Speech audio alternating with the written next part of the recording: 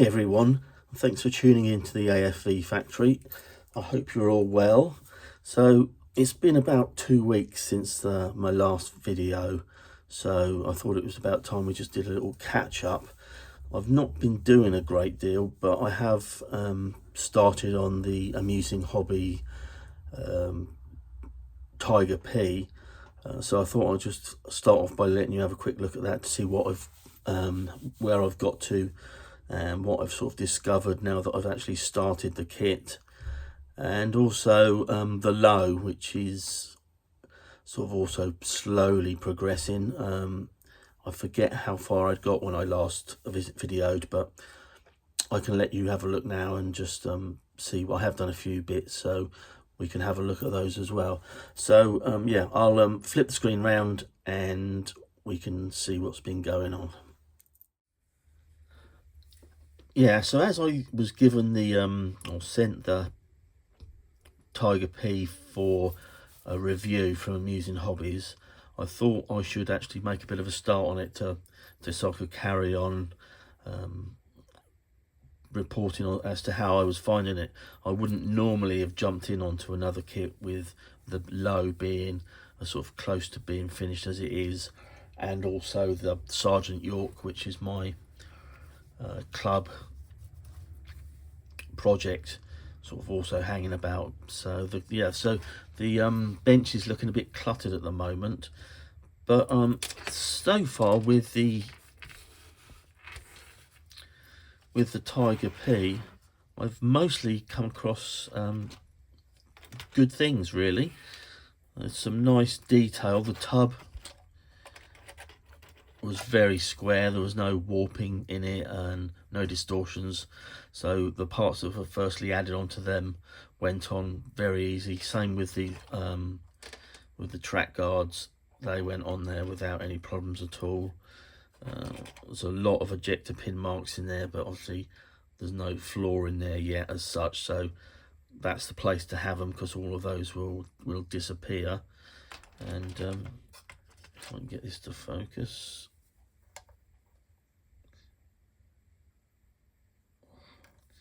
so you can see there's some nice weld marks there. It's not just a uniform, it's got some character to it. And the road wheels, shaky hands.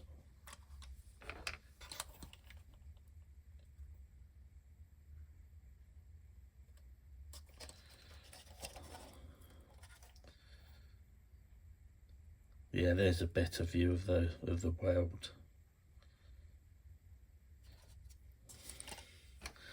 Yeah, and everything it was fairly straightforward. There wasn't a lot of parts to it. They went together well. A slight disappointment is how the wheels go onto the axles. They're not a very firm fit. There's a lot of play involved there. These here at the moment are just held on with Maskell, so I can masking fluid, so that I can build the tracks up. I wouldn't normally have jumped from wheels to tracks, because the instructions show that you need to do some, the work goes on internally before you get to the tracks. In fact, I think the tracks are pretty near the last thing that you do, but anyway, I'm carrying on a bit there. So yeah, so I had to fix the wheels in place with the masking fluid. And I mean, even as see if you can see,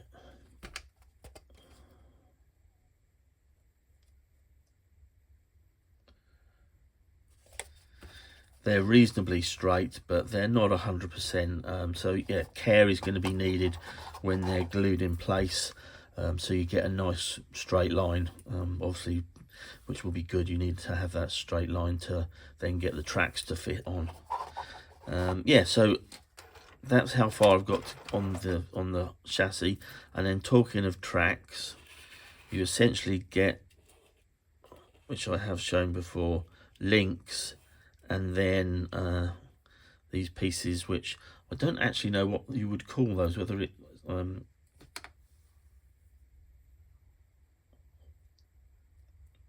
we go. It's just the part that comes into contact with the road. So you get a jig, or you get 8 jigs, which you can just glue together to make one long run. So that makes it much easier to build these tracks, because they are a little bit fiddly. And the issue that I have with them, and I also had with the low tracks, was getting the right amount of glue on there without A, over gluing it and then just having a rigid track, or B, under gluing it and them constantly coming apart. So I am persevering with them, and I am actually improving. So we do actually have a bit of, if I can hold these tracks up a second,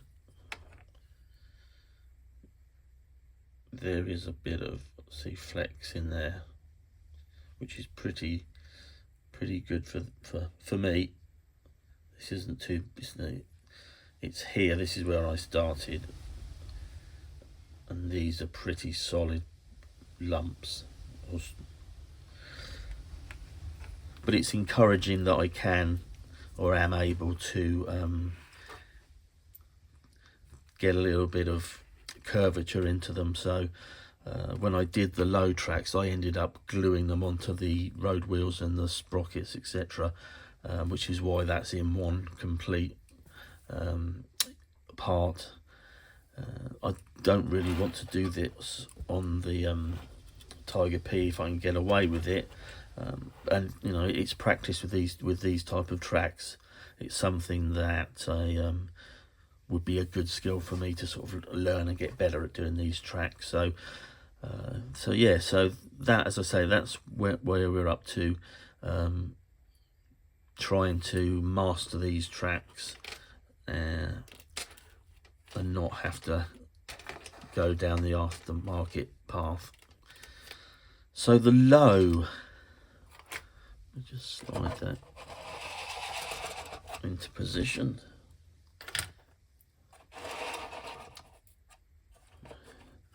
So it's all, essentially it's all sprayed. I can get it into, there we go. It's all sprayed up. It needs a varnish coat to seal it all in before I can start on the weathering. Obviously there's a small selection of decals that are going to go on there. But what I wanted to work on was the sort of the added armour that I'd decided to use on this one. So I put the spare track hung on the glacis plate, which obviously was something that you used to see during World War II, specifically with Allied tanks, but it wasn't unheard of with German stuff. And I was then wondering what I could do along here. Initially I was thinking, oh, I'll just put more track along there, but then I wanted to do something a little bit different. So I have a silicone mould for making concrete or stone blocks. So I had a few spare ones that I didn't get used. So I thought, well, I'll have a little play about with them and see how they turn out. So these are them there. So they're just plaster of Paris that I have painted with this Vallejo concrete.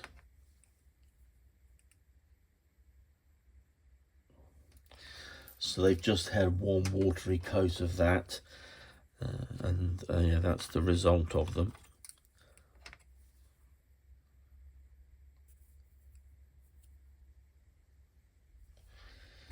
And my plan is to put them along here.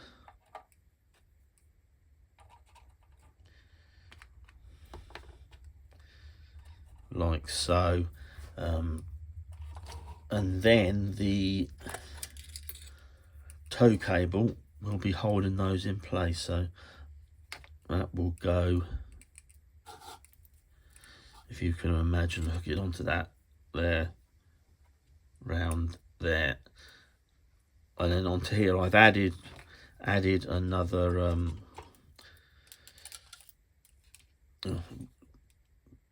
brain's a shackle, sorry, brain had gone numb there for a second, deliberately, and I just thought it would be something that maybe was done in the field. You know, the tracks would be welded on by the crews in the field, and so I thought that this would also be a field additive, and so if they would have added that there specifically for the tow cable to hold those blocks in place.